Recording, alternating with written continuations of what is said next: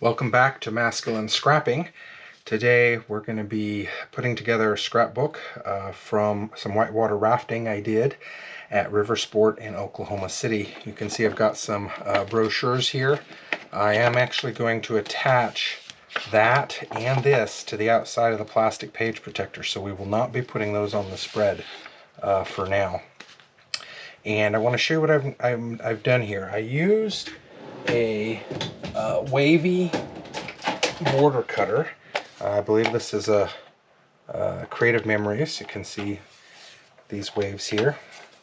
I alternated between different colors and using different ones of those, and that is what is going to make up the back border now. And I cut this out of Cricut Design Studio and used a lot of colors that you're also seeing in the spread. Now notice I'm a little short on some here, and I'm going to show you a technique to kind of rescue that particular problem. We are going to put this photograph right here, so I'm going to end up with some extra blue. So if I put a little mark on that right there, you can see that. I'm just going to use this and cut right there, and then I'll have some for that side. Okay, so I want to make sure that these are all lining up on both sides of the paper, because I want them to work together. So I'm going to get this one where I want it. I think that that's good. And now I'm just going to copy that on this side. So you'll see how I'm going to do that. Put these close together, and there we go.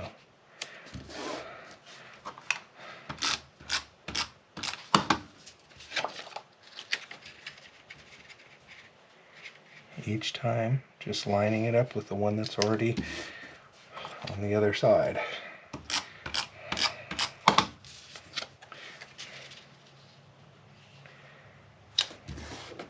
So this is quite a bit of paper to put this together, but I think that this project looks really, really cool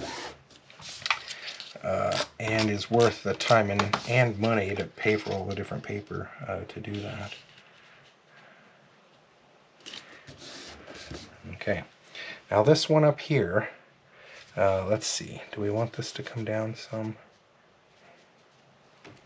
Yeah, let's do that. Okay.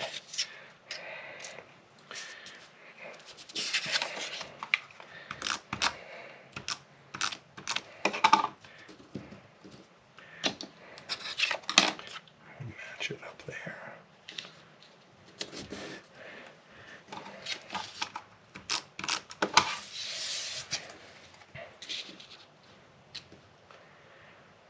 So once that photograph is down, you'll never know that there was a break in that part of the project. Now, I normally have borders on the right and left side. These waves, in effect, create borders on the top and the bottom, and that is another way to do it. It also actually kind of makes it feel like there is more movement across that page. Okay, now that we have this one done, I'm going to do the same on this side and just duplicate it. So I'll just slide those like this, flip them over, and then tape them, and then make sure that we line it up really good with this side. There we go.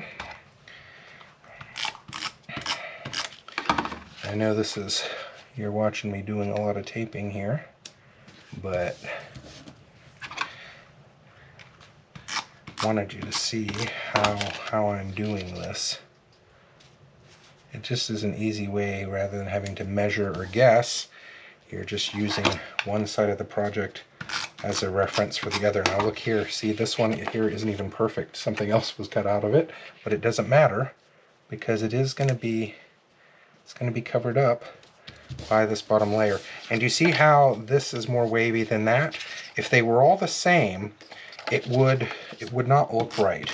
And so alternating the length of the wave really helps to create more motion on the page. So look at that, look how nicely that has lined up. We'll do the same up here on the top.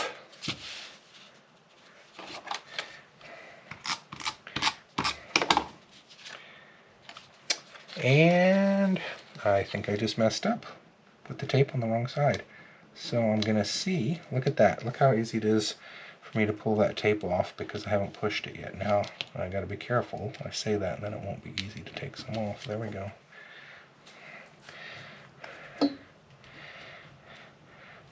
think some people have said to me, Brandon, why do you show us your mistakes? Well, it's because we're all gonna make mistakes, and part of the learning process is learning how to fix mistakes. If you make them and then don't know how to fix them, then that's difficult too. So there we go. I was able to pull that off. Okay, now get the tape on the right side and then line it up right there. Perfect. Okay, there we go. Make sure I get the tape on the right side of this one.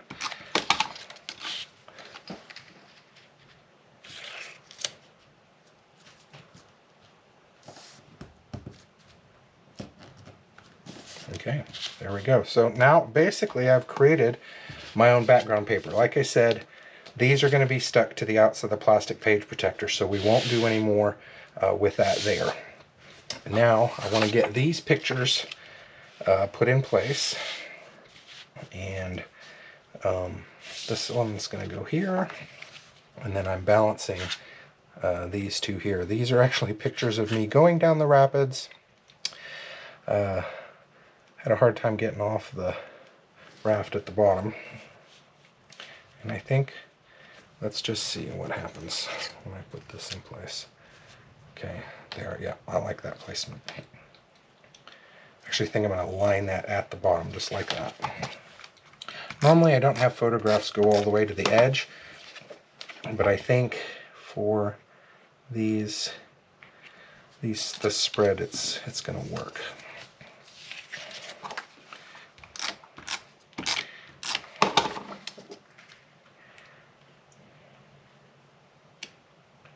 Okay, I'm going to move that off, put this in place. You can see the gap there because I didn't have enough cardboard, but there you go. Now you don't know that there was ever a gap.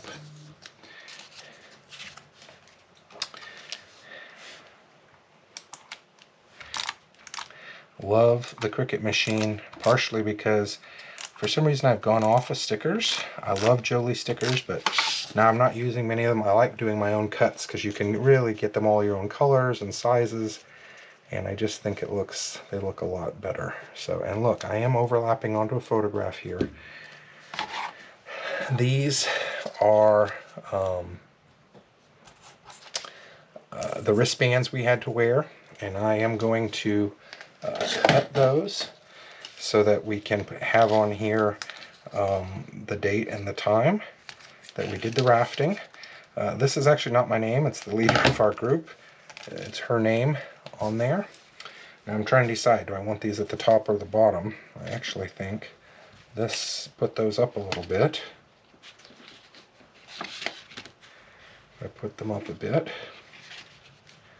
and put this across the bottom, it'll look best.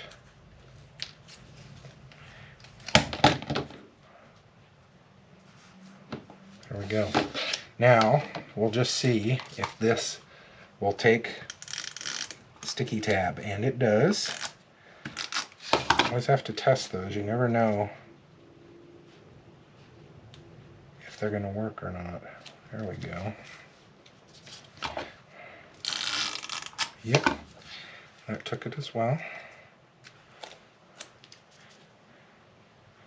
And there we go. Now we have the date and the time that we went rafting. So Riversport rafting in Oklahoma City.